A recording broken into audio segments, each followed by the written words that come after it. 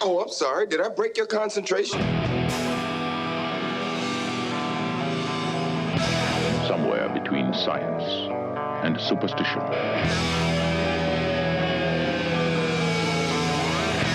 We have such sights to show you.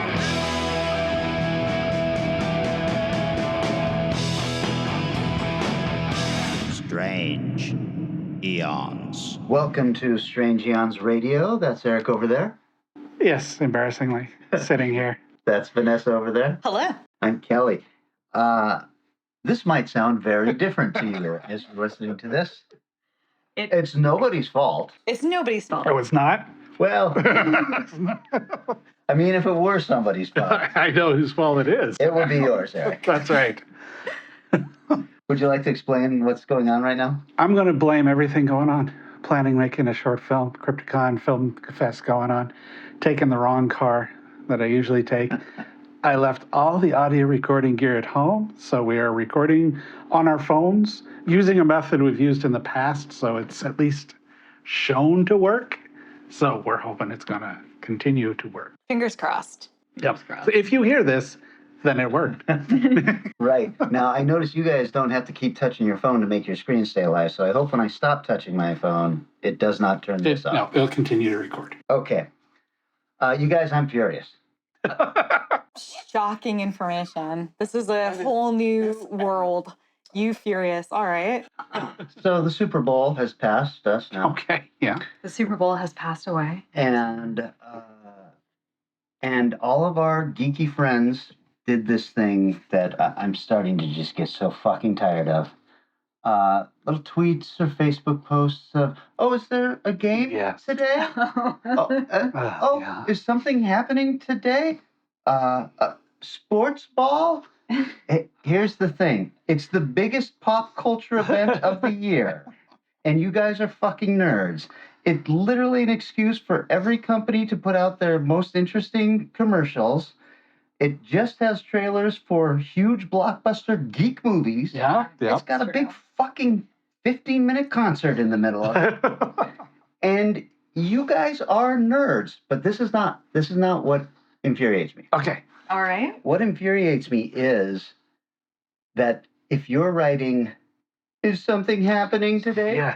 Then you are a hack writer. These jokes are 20 fucking years old. They are not good jokes. You should be embarrassed for having written that. I would love to see good, funny jokes. Sure. But I don't want any more of this bullshit. Oh, the Rhiannon concert was interrupted by some sports ball. Yeah, you fucking idiot. We have all heard those jokes for 20 fucking years. Get some better material. My favorite personal joke is going into, I don't know, Fred Meyer and seeing their big display, which is for pretty much any sporting event whatsoever, where they, stack the Mountain Dew or the Doritos in a fun way for the quote unquote big game. Sure. So every time I go in, I'm like, oh, the big game's on this weekend, whatever it is, having no concept of quite what the big game was. But this time, I did know. So that was all right. Yeah, if you know, it's obvious the biggest annoyance of that, just beyond it just being done, is that you obviously know what's going on. Yeah. So you're not fooling unplugged. anyone. Look, if Jerry Seinfeld came out and was just like every time, what's with the big game? I'd be as furious. Yeah. I just want new material. That's all I expect from you guys. Yeah, I don't think there's anything else that needs to be said other than you can watch it and enjoy it, or you don't watch it, and that's fine. We don't need to hear about how much you don't like something. You have been given about a year to work on some new material. So start writing now. Exactly right. Know that I am judging you. You've got, 355 days or whatever to go until the next one. Speaking of the big game, I didn't watch it because that's just for nerds. Damn. Sports nerd. I did watch a highlight reel of all the trailers coming out, and that was very exciting. So I guess I was a little bummed at the trailers being not different enough from what I've already seen from those trailers. I don't get, and I'm sure there's some marketing research they're doing that I have no clue about, why they now leak the commercials before the Super Bowl. Yeah. It's weird. So it's like, you've want me to get excited to wait for the Super Bowl to see this ad I've already seen, which is probably not really that good anyways. Well, you saw it on your computer, but now you can see it on your 75-inch screen. That's right. The people doing the fake destroying their TV crap, where it's very obvious, like whatever team you didn't like. This one was Philadelphia lost, so some Philadelphia fan destroying his TV. And as you watch him destroy it, if you look close, in the bottom left-hand corner, the little yellow Best Buy sticker was still on the front, and it was not attached to the wall. So I'm like, yeah, you bought a $150 piece of crap TV at Best Buy so you could get some views. Goody. Yay. Oh, I haven't seen any of those. Yeah, that's kind of sad, man. Yeah. Yes. That's funny. wow. You guys, I saw some movies. Oh, okay. Oh, so you were doing something during the big game. That's right. That's right. You were just on Facebook the whole time. I saw a little documentary called Plane with Gerard Butler. How was it?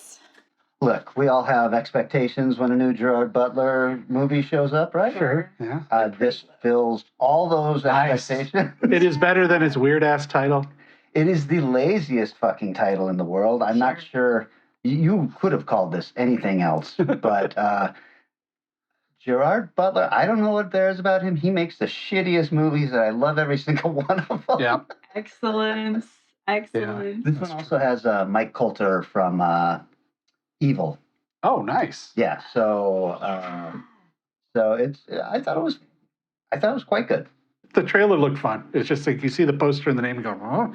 Yeah. So, yeah. Yeah, I was watching that. I texted my girlfriend. I was like, you're gonna want to see this movie. You didn't wait for her? My God. Oh, man. Okay, well, I'm definitely going to have to move that further up the queue. Disaster movie. I know. I almost saw it in the theater so many times and then just didn't. Anyway, that's on me. That's a personal flaw I have right now. But I did see in the theater very recent big blockbuster picture that just came out, which is Ant-Man QuANTuMAnia. Yeah, I saw that as well. Interesting. What did you think? Well, you brought it up. You tell me what you thought. There you go. You go first. There were a lot of things I enjoyed about it. I kind of liked the space they were in. It was very strange and interesting, the kind of quantum realm. Kang will be a very interesting villain moving forward. I'm pretty stoked to see what they do with him, but I mean, I'm caught up from Loki, so I kind of remember where we left off there. Is MODOK in this one? Yeah. Yes. I'm very confused. I don't know a lot about MODOK, and I was like, I don't know if this is at all true to who he is in any way, shape, or form. But No, it wasn't, but I gotta say it was probably my favorite parts of the movie. Oh, okay. yeah, really interesting how they did his face. Yeah. It feels like somebody went into, not even After Effects. It feels like they went into Premiere Pro and just pinned a photo into four corners, and it's blatantly meant to look stretched and stupid, but it's pretty fun. Yeah, I don't know. I enjoyed it. I didn't love it. It felt like every Ant-Man movie to me in that I feel like it's a little forgettable. Like I'm already starting to, it's starting to slip away through the cracks, but I liked it. I think we were talking beforehand, Eric, about, being tired of superhero movies. I think I liked it because it was so far away from most of the Marvel movies. It felt more like a Star Wars movie. Oh, okay. It did. It had a very, like, the cantina feel. Yeah. There was things that were just rougher around the edges down there. Yeah. Yeah, the recent ones seem to have fallen too much into, we must set up our next series of whatever we're going to do. And that's really the only purpose for this movie. We're not, this sounds more like it's at least an entertaining film on its own. Well, it definitely sets up, I guess, what are we in, phase 5 or something now? Yeah, whatever it is. But the King stuff. Yeah, it's definitely setting that up, but it feels very standalone. It does. And because all of this stuff happened in this, one particular atom, none of it really affected anything that's going on in the movies right now. So I guess I kind of liked it because of that. Nice. So I had a good time with it. I thought that Michael Douglas was Michael fantastic. Douglas was so funny in this film. It was crazy. He literally I mean, he had so little to do, but he was never wasted at the same time. It was so nicely weighted. And Michelle Pfeiffer is smoking hot. God, holy crap. kidding, right? She looked amazing. It gets hotter with age somehow. Somehow. She was just like, man, that is a foxy lady. Yeah. Yeah. Interesting. And Yeah, I'll check Evangeline it out. Lilly, I didn't hate, but I did notice during the credits, that was like turkey unit. And I was like, is this because the certain somebody was anti something and it happened to be a big pandemic and they happened to need to pick up some shots? Maybe. I don't know. I'm not I have literally no idea, but I do know that there were some delays. Yeah. Sure. But everybody's got a crazy person in their film. Just wait until we see The Flash. Oh, jeez. Boy, it sure seemed like a whole lot of people just dismissed him as soon as they saw Michael Keaton's going to be Batman. Oh yeah. Oh no, they're gonna go. Don't even think that matters. I mean, just like, oh, ban J.K. Rowling and Harry Potter, except for the game came out and it's gonna do wildly well. I mean, really, what do you expect? Like, people be fans, yo. Yeah. I feel like all these people, whenever they're threatened to be canceled, their downfall is apologizing. Oh yeah. Just don't even say anything. I would just say, fuck you. In fact, from now on, I will just say, fuck you, and then move on. Because once they get nothing out of you, they just move on to somebody else. Yeah, who will apologize. Unless you crop up again saying something ridiculous, you'll just fade into the background. I mean, Bill Murray, how long did we talk about him? Right. Like, literally, maybe a Speaking week. of Ant-Man. Exactly. Speaking of Ant-Man, because I thought about that when he showed up, and I was like, ooh, how long are we gonna... And he even has this sort of character that's a little bit of a sexually, like... They mention him in reference to sex, and no big deal. Who cares? Yep. I mean, obviously, I'm not saying that horrible people should get away with stuff. Let me make myself very, very clear. But as far as people who are reacting, it felt extremely short-lived. And like, horrible people get away with stuff all the time. Sure. I mean, hey, I've worked in the film industry. I know. I was going to say, what world do you live in? Oh yeah, you live in the right world to know. I live in the world that sees this very, very up close, and yes. I saw a weird one.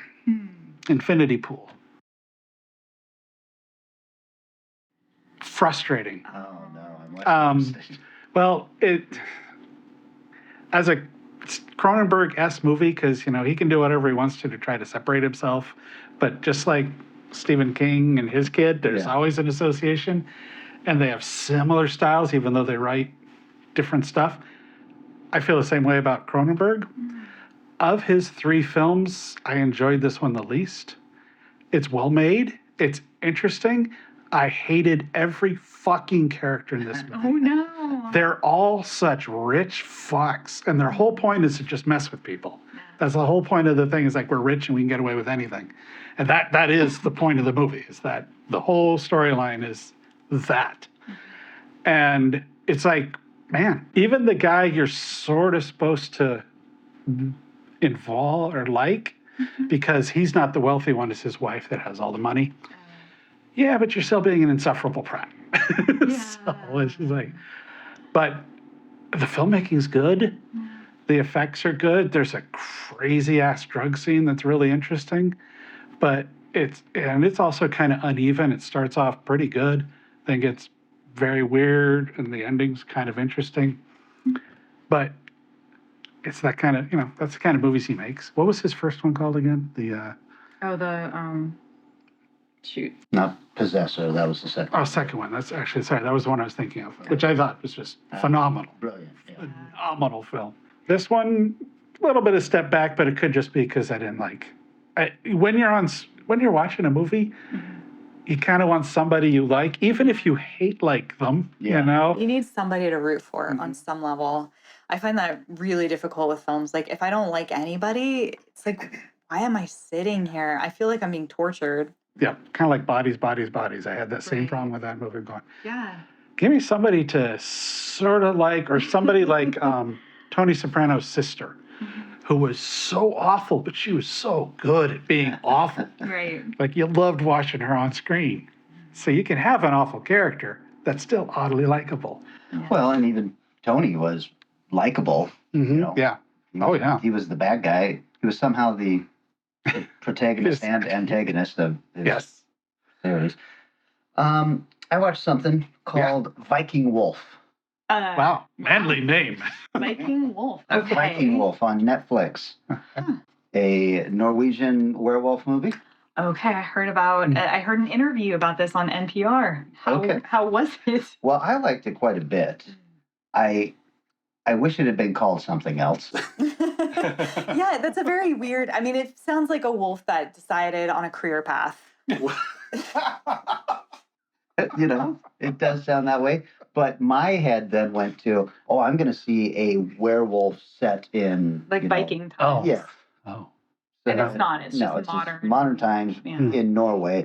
They tie it in that the evil of this wolf came across the seas with the Vikings, and I liked it. The werewolf is pretty great looking.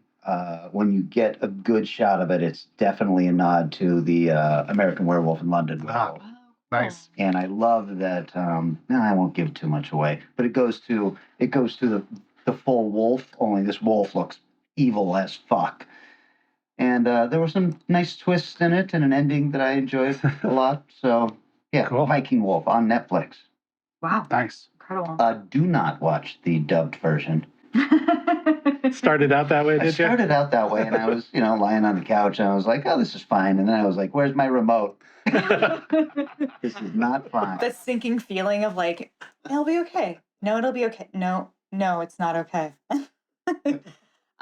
Well, I went ahead and watched a brand new series that just started. Star Trek Picard Season 3. Oh, yes. So, okay. The worst part about Star Trek Picard Season 3 is that it meant I had to finish Star Trek Picard Season 2, which I watched during COVID because I was sick and I was locked in a room and I had nowhere to go. And I still couldn't make it through Season 2 because it was so intolerably awful. Wow. So I did go ahead and finish the last 2.5 episodes. Oh. That's how close I got and still couldn't do it. Season 3 is awesome. It's a soft reboot. It's basically starts off as Wrath of Khan, where you have two guys who are, out of the field, old Star Trek guys who are kind of getting made fun of by everyone else. Their missions are long past, they're old, they're creaky, they can't move fast, and they're kind of almost in a buddy film together where they need to go on a mission and reroute a ship without them knowing it and try to save another friend. So there's these kind of under elements that feel right in the way that we had talked about with the modern Star Trek remaking Khan and doing so poorly. It felt like this was correct, even if it was repetitive. And, we'll just kind of see where it goes from there. But cool. Yeah. When you said that you started watching this, I was going to say, I thought you hated this. Oh, I cannot tell you how many times during those last 2.5 episodes, I was like, oh, okay, the Borg are like that now. Cool. Oh, Guinan, really? That's the way your race be? Awesome. Did not know. Good to understand. Q, okay. Like the whole time, furious. And of course, Picard just being a sweet old grandpa never made sense. But having this sort of reboot where it is new writers, it is a new team. They have like the old next gen font is now being incorporated in the title sequence. There's just obviously a lot more love. The set design is so much better. It does suck. My least favorite character from Picard is still in the show, which is Raffi, and I fucking hate her, but it's fine. It's fine. Take what you can get. I'll take what I can get. I'm going to take what I can get, Patrick Stewart is a zillion years old, and he is acting in something that is tolerable, so. Sounds like they got some studio notes and took them. Yeah, I think Strange New Worlds made everyone go, oh, shoot. Everybody watch this show. Everybody watch this show. It's a little more true to Star Trek, and it's a little less Discovery, flash and bang and whiz. Maybe we should follow suit. And they did.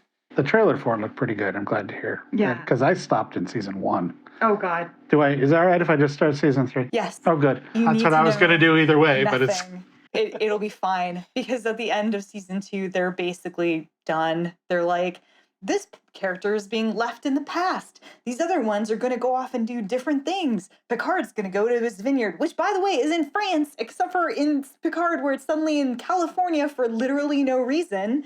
It's fine. Okay. Anyway, it's fine. Oh, my. It's fine. It's fine. Yeah. Speaking of next seasons of excellent shows, Vox Machina returned. Oh, shoot. Yeah. And still one of the best D&D recreations ever put on. And still allowed to go because the lawsuit or the thing got dropped. Yeah.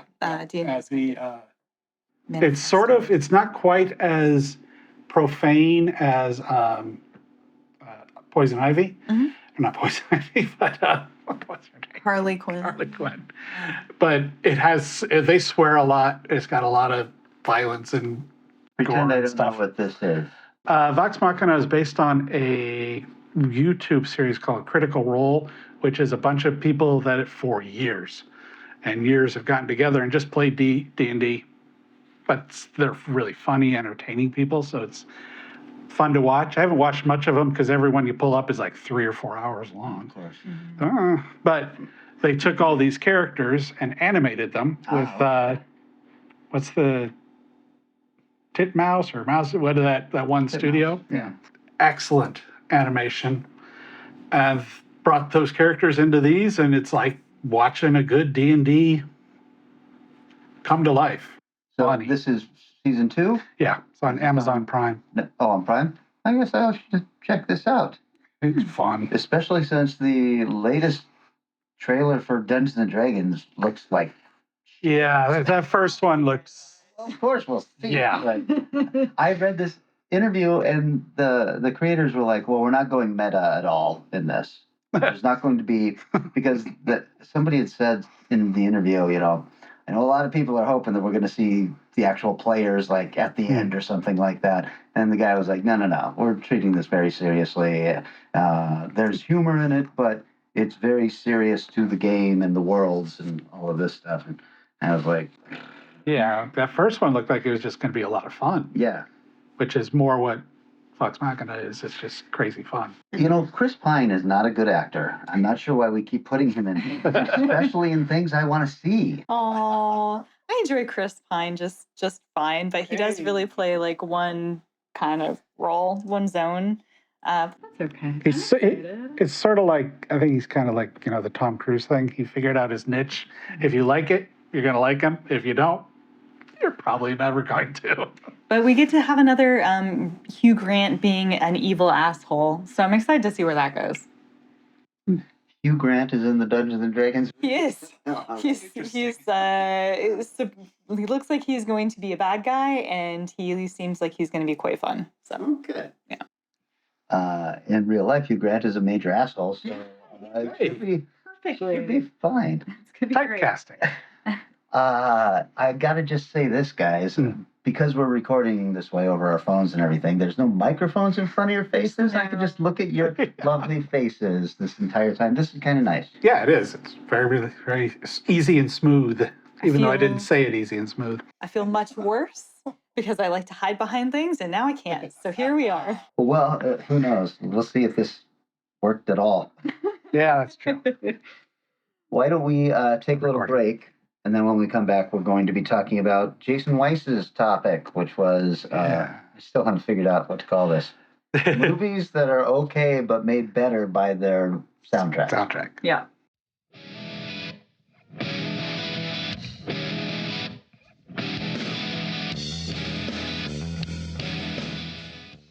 Hi everyone, it's me, Talkboy FX Plus. I'm no ordinary pen. Just yesterday I did a recording. And that's not all. I do sound effects. Hey, let's do lunch. And I even do impressions. Check out my voice changer. Kiss me, I'm a prince. Kiss me, I'm a prince. Talkboy FX Plus recording pen with 6 sound effects and 12 seconds of digital recording from Tiger.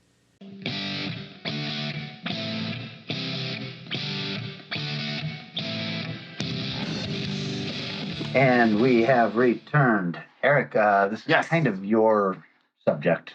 Yeah, we brought this one in as sort of for this segment. So I will dive in first. And the idea, like Kelly said before the break, was what's a movie that's pretty good, or pretty okay, but so much more fun because of the soundtrack. And the movie I picked. Well, hang on a second. Let me put 10 minutes on the timer. The entry sees how differently the. It's going to be so much louder. I'll bet it will be. Where all of it's going to be. Can you hear the tick, tick, tick, tick, tick, tick? Now you guys will know my stress point. Tick, tick, boom. Nightmares. But anyway, I picked 1984's Dune. Now, the most widely read, talked about, and cherished masterpiece of a generation comes to the screen. Dino De Laurentiis presents Dune. I see two great houses feuding. A world where the unexpected, many dangers exist on Arrakis. the unknown, and the unbelievable meet.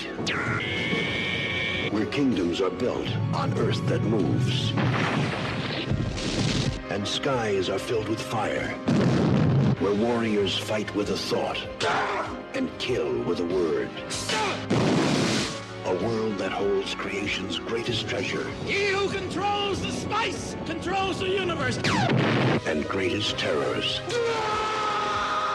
A world where the mighty, the mad, All I can see is an Atreides that I want to kill. and the magical The sleeper has awakened! will have their final battle. A world called Dune. Long live the fighters! We will kill until no Harkonnen breathes Arrakeen air. Dune, a world beyond your experience, beyond your imagination. Dang. Nice. Yeah, so this was Rotten Tomatoes of 43 from critics, 65 from the audience. Budget of $40 million. Wow. Which was huge in 1984. Box office of $31 million. Oh, so close. But you can find this all over the place, including a really cool remastered Arrow box set. It's really nice. This was directed by David Lynch. At the time, it was directed by Alan Smithy. On the new version that was released by Arrow, it is directed by David Lynch. Wow. So they put his name back on it. Owning it. You might know him from Blue Velvet, Elephant Man, Eraserhead, 98 directing credits. So a whole shitload of those are I looked at it, it's like, this is short. Music video, short. Okay. But, the also written by David Lynch off of Frank Herbert's original book. Lynch basically writes a lot of the shit he shoots. We'll just keep it easy that way. Starring Kyle MacLachlan, who you might know from How I Met Your Father. Oh, God. Or 24 episodes of Portlandia. How about 96 episodes of Desperate Housewives? I remember him in Desperate Housewives. Or Showgirls. Yes. I don't remember him from Showgirls. I'm not. That's okay. You're not really missing anything. This was his first feature, although he was an extra in The Changeling. Oh, I didn't know that. Uncredited, but he shows up there someplace. Born and raised in Yakima. Yeah. The number 2 actor listed is Virginia Madsen, who's the narrator. She shows up a lot. Her character in the movie itself really isn't very prevalent, but she's the one at the beginning telling you everything that's going on and shit. You might know her from Sideways or Candyman, Swamp Thing, the TV show, or 125 other rows. Francesca Annis, who's in Revolver, Murder Most Foul, The Saint, and we got a bunch of other nice people in this. Patrick Stewart, Linda Hunt, Brad Dourif, Sean Young, and Sting. So, being as this is score kind of based and people Dune, it's Dune, It's like if we were talking about Star Wars, it's like you kind of get the idea. People know a large portion. So I'm really not going to go into too much of the nuts and bolts of the movie. But where the music appears, the first great hit of the music, just the opening credits. This music is big in style. It is written by Toto. So good. One of the very early movies to hire a rock band as a rock band to do an actual score. This is not Flashdance or Footloose or something like that where they wrote a bunch of rock songs. This is orchestral music. except for occasionally guitars and stuff get into it. They're best known for Africa, which I'm sure we've all heard at one point in time. Oh, yeah. Rosanna, and their huge hit album 4 came out shortly before they were hired, where they won a bunch of Grammys and did all the things you can possibly do. Also, one of my favorite songs from them, Stranger in Town. The movie is also enhanced by Brian Eno, which I've got a little bit more about later on. Toto talked a lot about there's such a huge difference between writing a pop rock soundtrack that they did a good job of pulling it off. It is not sound like, oh, we should have had guitars here, but they substituted violins or something. It sounds like orchestral written stuff. But Toto has been used in 66 films and TV shows, their actual songs. But this is the only score they ever wrote. One of the tough things about the movie itself is, I think part of the reason it doesn't work, is the voiceovers with people thinking. Like there's, after I think it's called the Gom Jabbar, where the guy's Paul's pain is tolerated. The mother walks in and has this great sense of relief on her face. And then there's a voiceover guy saying, my son is still alive. It's like, yeah, I got that from her expression. And there are so many scenes in this film like that. You're like, stop doing that. This would be so much better. Do you feel like that was added in by the studio? Some of it does. Some of it feels Lynchian because they're saying weird shit sometimes. But especially that opening introduction where she explains what the spice is, and who the Arconans are, and who it's like, okay, you're just going to lay the whole movie out. I got it. And Kyle MacLachlan is definitely not book accurate to the 15-year-old, smaller for his age character that Paul is supposed to be. But so what? Patrick Stewart is great as Gurney. I enjoyed his role in this a lot. He's not in it much, of course, but that's all right. This is a 1984 movie in that the sets are cool as hell.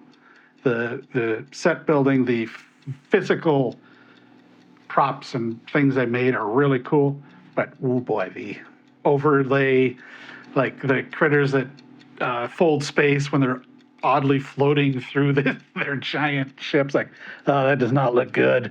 The weirding modules are in this film, are not in the book. It is not the things that use the sound that affect things was made up by Lynch because he didn't want to use that because he found the idea of the weirding way in the book unusable because he didn't want to see kung fu sand dunes. Wow. Because the teachings are a form of fighting. It's not saying words and making things explode. So it's very different from the book. The music is omnipresent. It's in throughout the whole movie, but it's fairly low-key most of the time. There's a few moments where it works really, really, really well. Like when they first arrive to Dune, the score they set up for that is just really, really good. And when they go looking for the spice, I had to do the one thing. They say, I forgot what degree it says, but it's so-and-so degree in the desert right now. 170 degrees Fahrenheit. Oh, that seems hard to walk around in. But it's dry heat. Yes, it is. That's right. It's very dry. The music helps a lot in the weird dramatic scenes, especially the idea of the worms, these giant worm things coming up out of the sand is kind of silly and strange looking, but then you've got this awesome music enhancing what you're seeing, so it feels epic, like wow. And that's part of what really helps this movie. And the great battle music at the end when they like the strongest thing in Dune is desert power. Gurney, set off the atomics. I'm like, what? But that's all right. And I like I said it before, I really like MacLachlan in this. I love his speeches when he's talking to the Fremen at the top of the thing and talking about how they're coming, how they're emperor, we're come for you. I think he's just got great, powerful delivery. But what you gonna do? A whole lot of weirdness around the rest of the movie. Although, honestly, I really like this film. Yeah, I do too. I enjoy it a lot. There's some way over the top stuff with the Harkonnens, where the one guy is just so gross. Yeah. And Sting is so oddly turned on by all the horrible violence that happens. That scene when he walks out of the steam, you know, the one that made him a superstar, was supposed to be nude originally. And he was going to do it. But the studio said, no. We're giving you $40 million. You're going to cover that, man, when he comes out of the steam. That's a bad idea. I mean, Sting, the biggest band in the world at the time, and he's going to be nude in your movie, which may or may not have people come to it, but would definitely come to it to see naked Sting. For sure. Exactly, yes. Oh, man. Yeah, he was real overhyped almost in this movie. He's really good, but he's in like 3 scenes. Yeah. So, but that's okay. Indirectly, Queen doing the Flash Gordon soundtrack led to Toto doing this soundtrack because they're both Dino De Laurentiis. Oh. And he liked, obviously, what Queen did was better for Flash Gordon than what the writers and directors did for Flash Gordon. Toto turned down Footloose to do Dune because they were sold on the idea this is going to be the new Star Wars. They're like, oh, well. It's probably a good call. I can't imagine Toto doing Footloose. That's a couple other little really cool things. Brian Eno, I get that to that. He's credited very strongly as a music guy. He wrote one theme. Oh. It's used a lot. The theme when Paul takes the water of life is that theme that he wrote. And it's used several times called the prophecy. So usually when they're talking about Paul and the prophecy, they're using his theme, but that's the only thing he wrote. The Toto guys got really annoyed with it, going, I could write stuff like that. Then he tried to. He's like, this shit's hard to write. That covers most of the good shit. There's a few other things, but a lot of it's well-known stuff, like it killed McLaughlin's career for a few years. And David Lynch hates the film. Yeah. But for the first time ever in 2022, he hinted at the possibility of him doing a director's cut of it. Oh. But up until then, he basically never talked about it. Remember, he was offered Return of the Jedi. Yeah, exactly. And took Dune instead because he wanted something that was going to be more his style. And then, of course, the studio took it away from him and tried to make it as commercial as possible. Yep. If you want a really fun Dune thing, and you haven't seen it already, watch the Jodorowsky documentary about what he was going to do with Dune, which would have been a 12-hour movie if he had done it. With, who all was on it? With Mick Jagger, I know. He wanted it. Mobius, the artist, was going to be designing with H.R. Giger and Dan O'Bannon and Salvador Dali and Pink Floyd doing the soundtrack. Yeah. I mean, this would have been a trippy film. But you know what? I wish I had thought to do Flash as my movie, Flash Gordon. I think that's a great choice. Vanessa, are you ready? I think so. I hope so.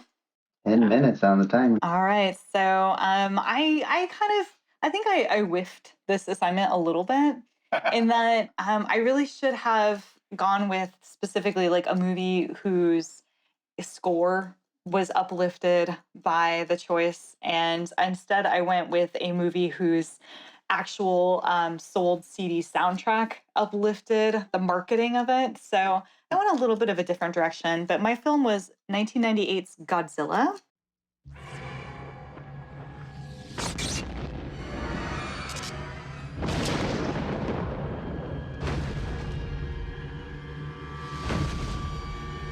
All units, this is 7 November Golf. Target's heading right at us.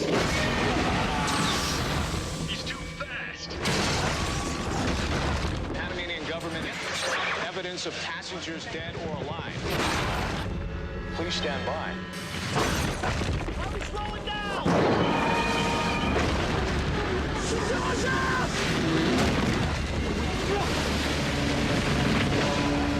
Thing's only 200 miles off the eastern American seaboard. We don't even know what the hell it is.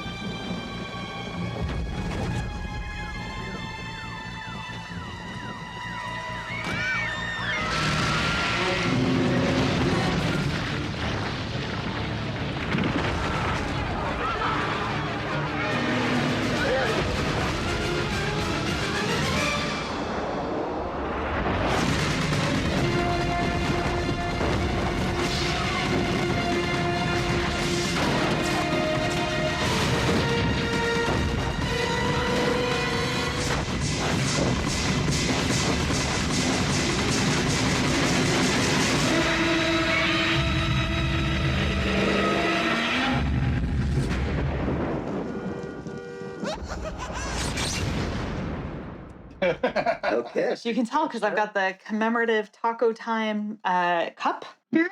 I'll have to get a photo of that, post that on the page. It's Definitely. awesome and insane and impossible to use.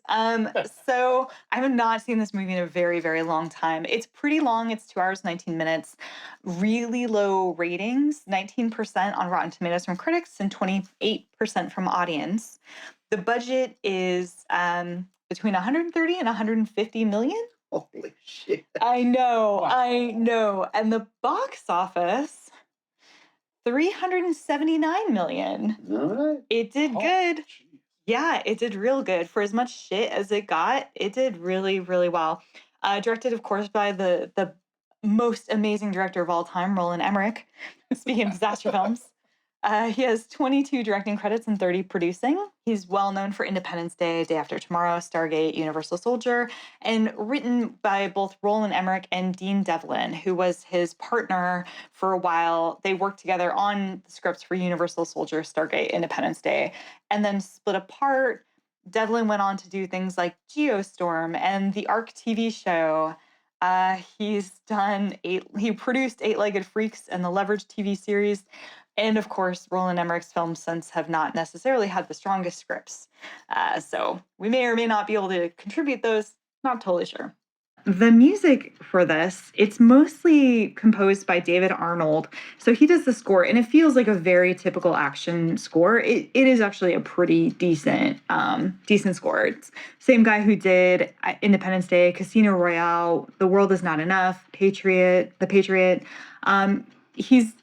It works. I think it works well. However, the soundtrack has the famous Puff Daddy "Come At Me," which is sampled from Kashmir. Mm-hmm. Yeah, it's good. I remember watching it nonstop, playing over and over. "Come With Me," over and over again on MTV, and loving it. And thinking this movie must be the best movie of all time because it's just him in a skyscraper, like rapping at Godzilla and like basically like, kind of trying to hit at let's rumble, let's have a fight.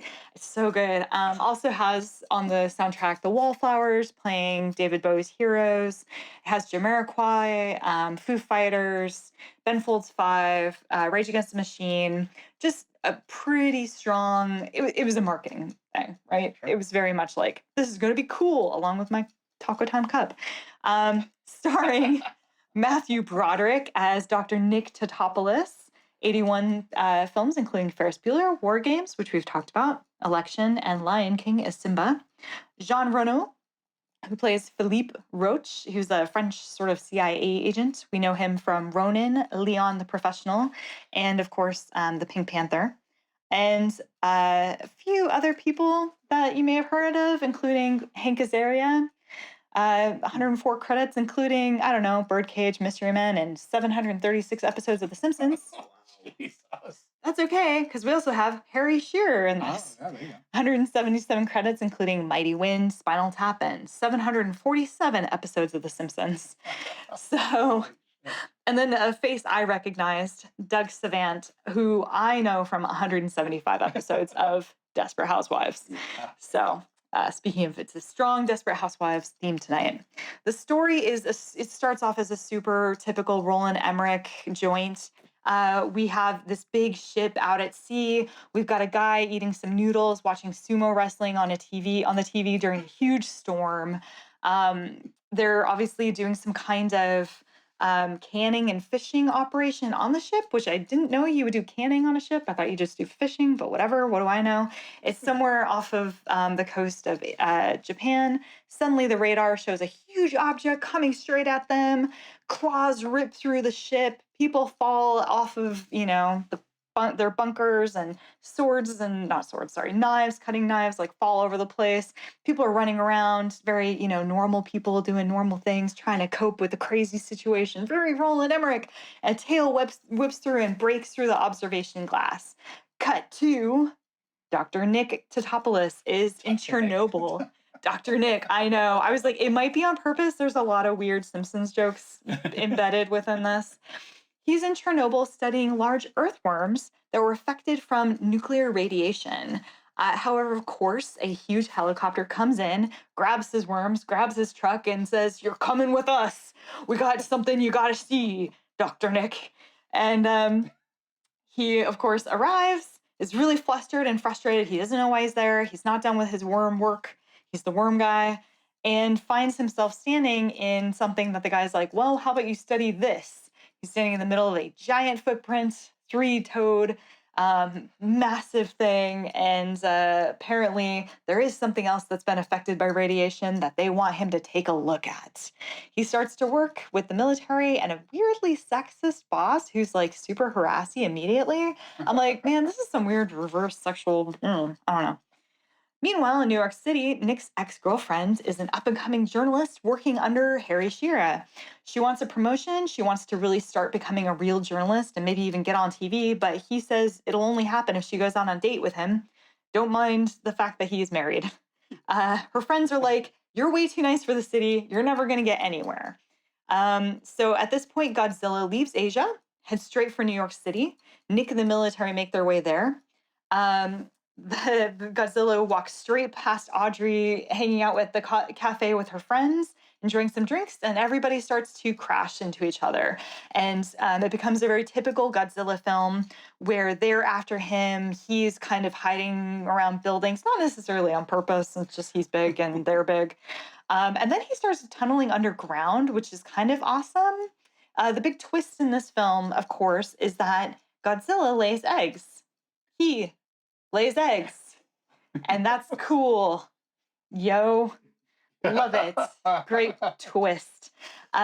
Nick was working with the government. Things fall apart. He ends up having to work with the French special operative CIA. They work on trying to get rid of the nest while the military specializes only on killing Godzilla. They don't think the nest matters, even though there's like 200 eggs in Madison Square Garden, and they are all really just mini Tyrannosaurus Rexes that are going to murder everybody. This film, the things I like about it, there's a cool mix of practical and CGI. The monster in the Godzilla in the actual film looked like shit. They didn't have the right film stock when they put the CGI onto the film and sent it to cinemas, and it looked like literal garbage. So since the Blu-ray release, they have put it back out the way they intended for it to look. Yeah. So when you heard people say it looked awful, that is a big part of why. They have a lot of little miniature work with the trucks and the cars. Everything feels very lived in. The city feels like a city. I mean, you don't have that weird kind of empty space thing you get now with modern city films. Despite looking wicked angry, Godzilla, actually, they did a good job of making him relatable and sympathetic through the eyes of Nick, which was actually a pretty tough job. The babies coming out of their shells were extremely stressful as fuck. They are, unfortunately, definitely ripping off a lot of Jurassic Park. This film is fucking all over Jurassic Park. They're a little too self-referential. I hated Matthew Broderick and his female love interest for the first 2/3 of this film. They are an awful match. And there's a weird obsession with Roger Ebert through this entire thing. Siskel and Ebert, I should say. Yeah. They name the mayor Ebert and then continue to basically torture him, and he looks just like him. There's a lot of thumbs up, thumbs down humor. Wow. A little bit of trivia. I don't know how far I'm going to make it through this, but from taglines include "Size Does Matter," from the creators of Independence Day, and "The city that never sleeps just got a wake-up call." Oh, nice. Okay. Toho Studios gave TriStar crew a 75-page dossier with what they could and could not do with Godzilla's character. This included Godzilla's origins had to be tied to a nuclear accident. He cannot eat people, only fish. He has 3 rows of dorsal plates. I wonder how they pulled off the eggs then, because has Godzilla laid eggs in other movies? Well, there's been a baby Godzilla. Yeah. So many of these points were disregarded, as creature designer Patrick Tatopoulos never received the list of rules, I know, despite Roland Emmerich having forwarded to him. Thus, the only specific instructions he followed was that Godzilla should only be able to run incredibly fast and that he shouldn't resemble a dinosaur too closely. Many later incarnations of Godzilla, overseen by Toho themselves, would also gradually dismiss these roles and create new ones for various movies. So if you're like, that's weird, these rules, that's because Toho stopped giving an F. The lead role was specifically written for Matthew Broderick. Wow. I know. He didn't even read the full script when he took it. He's like, you're offering me what? Oh, sure. When Roger Ebert and Gene Siskel saw the film, they, of course, both gave it a thumbs down. They they said that the filmmaker spoofing them was petty and said, if you're going to go through the trouble of putting us in a monster movie, why don't you at least take advantage of the monster either eating us or squashing us? They later named it as one of the worst films of 1998. Shocking. Well, come on. I'm not going to just go with blaming Siskel and Ebert not being made fun of in it for that listing. There is one piece of trivia that I think is pretty important. Roland Emmerich admitted he did not like the original Godzilla, only agreed to the project after being promised to be able to do whatever he wanted with the series. This was in contrast to the film's original director, Jean de Bont, who did Speed, was going to do it. He grew up a fan of the character, and looking back on the film, TriStar producer Robert N. Fried described how the team that took over Godzilla was one of the worst cases of executing incompetence I have observed in my 20-year career. One of the golden assets of our time was managed as poorly and ineptly as anybody can manage an asset. Emmerich himself has since expressed regret in taking the job. So he didn't really give a shit about Godzilla. Made a Godzilla movie. Spielberg apparently told him, hey, don't make this movie. And he did anyway. Sort of like, I get where you're loving it. That's like me with the Dune. It's objectively got some bad shit in it, but I love it. I don't care. Yeah. It has so much Emmerich stuff in it that I really enjoy. Like, it steps on a cab and then the next shot you see the wheel bouncing away. Like, there's just these fun touches that are so Emmerich that I enjoy. But it is, the cast, Hank Azaria and Harry Shearer and Jean Reno are incredible. Yeah. They do such a fucking good job. They carry that film. Matthew Broderick, I think near the end, really picks up steam, but he is baggage for a long ass time. You want to punch him in the throat. So, I don't know. Saw this opening night. Yeah. Sure. Yeah, I believe that. Didn't love it, but I didn't understand where all the hate was coming from. It's not a horrible movie. It's just not a good Godzilla movie. Right. Yeah. So I think it was just one of those summer, we can all agree to shit on this film movies. Plus, Roland was in that realm of being hated by critics by that point. Mm-hmm. You know, they were ready to eviscerate him for something. Yeah. So. Right. Well, and also, the original Godzilla movie was a metaphor for a nation that had undergone the horrors of atomic bomb. But if you dig deeper, the movie is really about a gigantic lizard stomping on cities. Yeah. It's hard to know what direction to take when you've got that presented in front of you. Big lizard stomp or nuclear holocaust. I would go with where the sequels went with those two ideas. I think you could see where Godzilla. Godzilla versus Kong. That's where it should go. That's where it should always go. All right. My turn. Yes. Picked a movie that's actually pretty good, but that I have some real problems with that I love because of the soundtrack. Oh, there you go. Perfect. The movie I picked is from 1981. It is Michael Mann's Beef.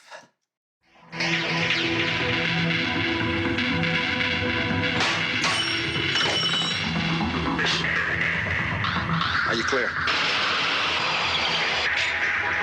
You've been putting down 2-3 scores a month. You want to put down contract scores all over the country, working directly for me? I am self-employed. Guy steal ice. Just diamonds or cash. Fine. I'll make you a millionaire in 4 months. I wear $150 slacks. I wear silk shirts. I wear $800 suits. I wear a gold watch. I wear a perfect D, flawless, 3-carat ring. I'm a thief. Do you think that I have been waiting for you to come along? You're gonna marry her and have some kids. Yes. Hey, I'm talking to you. Hey. Why what? What is going on in your life that is so terrific? I'm just asking you to be with me.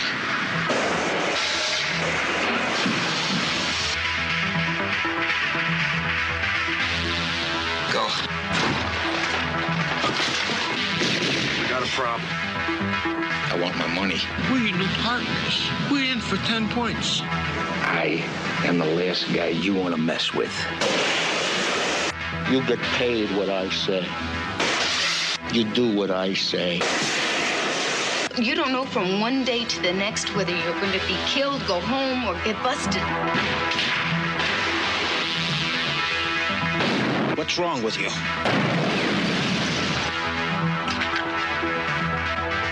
James Caan. Thief.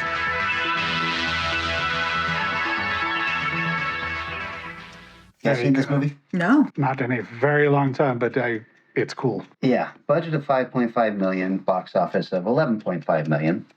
Rotten Tomatoes critic score is 79%, and the audience has it at 81%. I think that's kind of generous.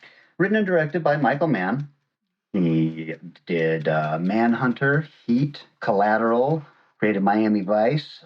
He did To Live and Die in L.A., which is one of the movies I absolutely love of his. Yeah. He also did a really bad adaptation of F. Paul Wilson's The Keep. Oh, I always forget that was his. Mm-hmm. This is also based on Frank Holmer's novel, The Home Invaders.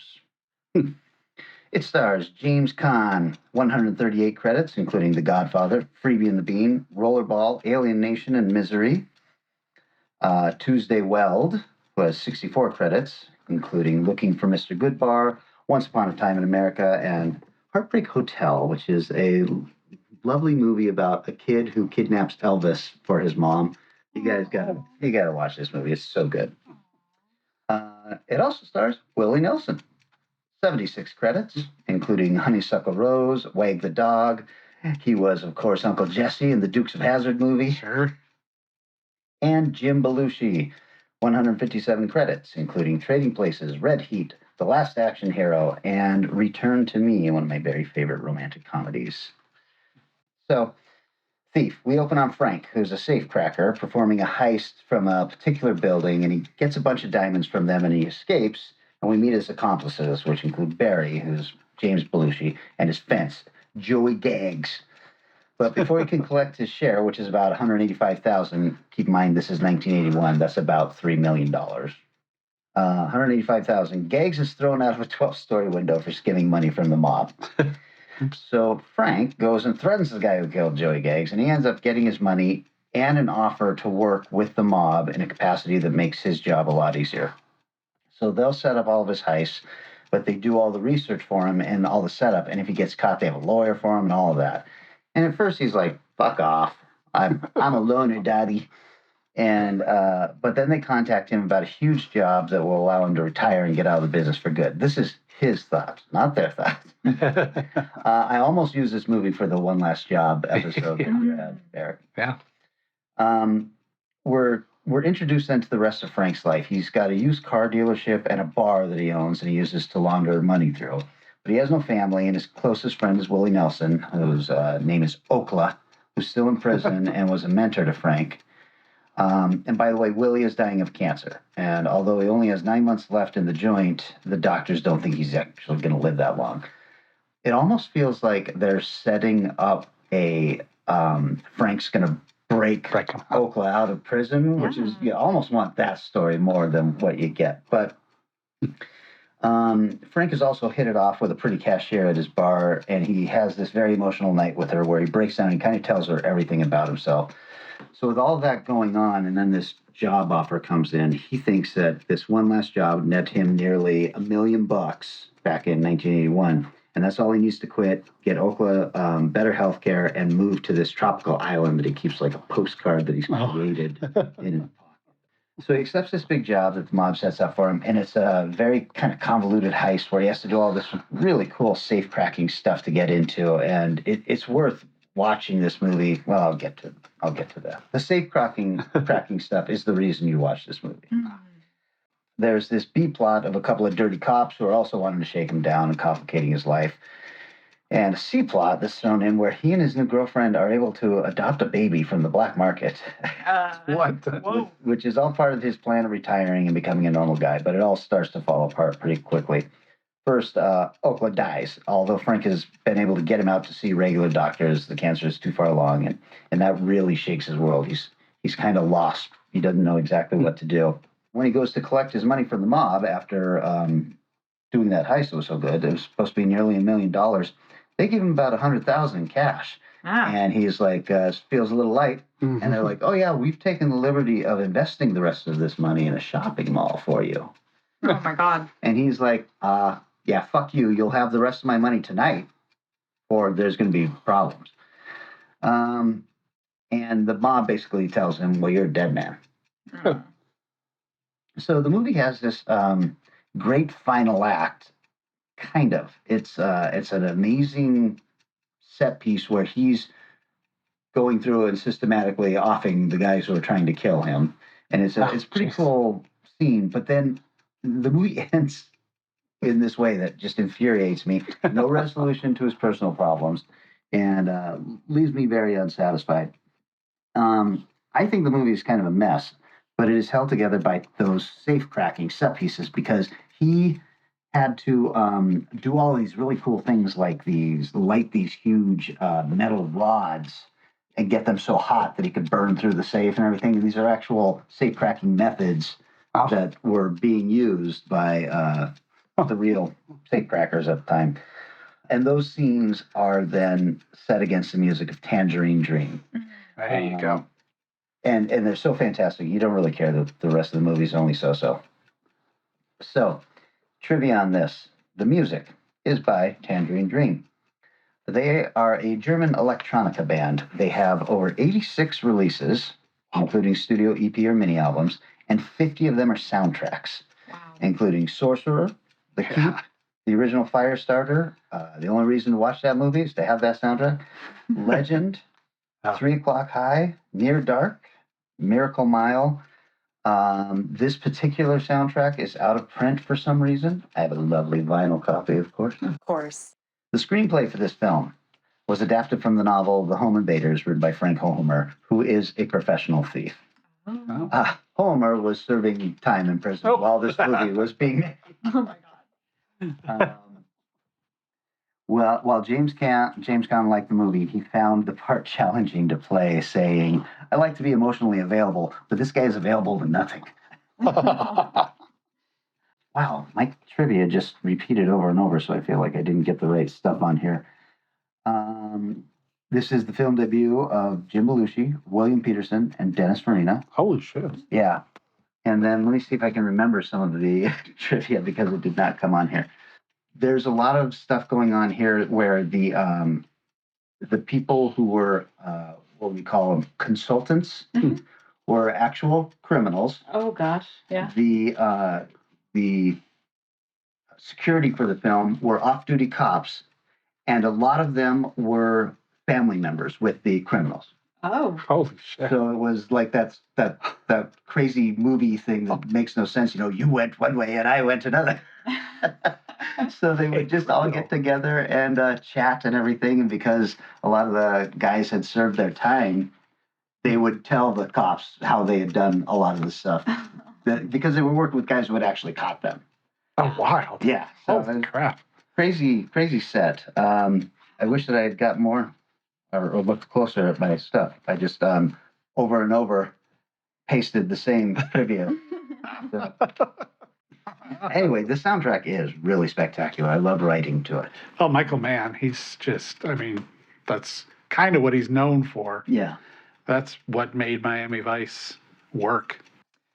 Yeah, he ends up using Tangerine Dream on The Keep also, and that's really the only reason to watch that movie. Yes, that's great. I love the one they did for Legend. Yeah. Legend's a phenomenal score. Yeah. They're really good. Very cool. Well, cool idea, Jason. Thank you for that. Yeah. My mom is trying to call right now as I'm recording. I wonder if that interfered with the recording. Well, let's hope not. Okay, so who's got the next pick? Well, yeah, I do. Oh, right. Okay. So going with a idea of a movie that's just got a good hand-to-hand combat scene. Whether it takes up the whole movie like Enter the Dragon, or if it's just a cool scene like in They Live. Ridiculous cool scene. I love it. Okay. Nice. Well, okay, so then this is the part where we thank everybody for liking and sharing posts, for participating in the Value for Value model, for sending us nice little notes. Yeah. I have had a really interesting discussion with Michael DeBronzo over this particular film. Oh, shit. Time's up. Because your trivia lacking, I guess. Boy, that scared the fuck out of me. I'm sorry, Vanessa. Is this what you go through every time? Every time.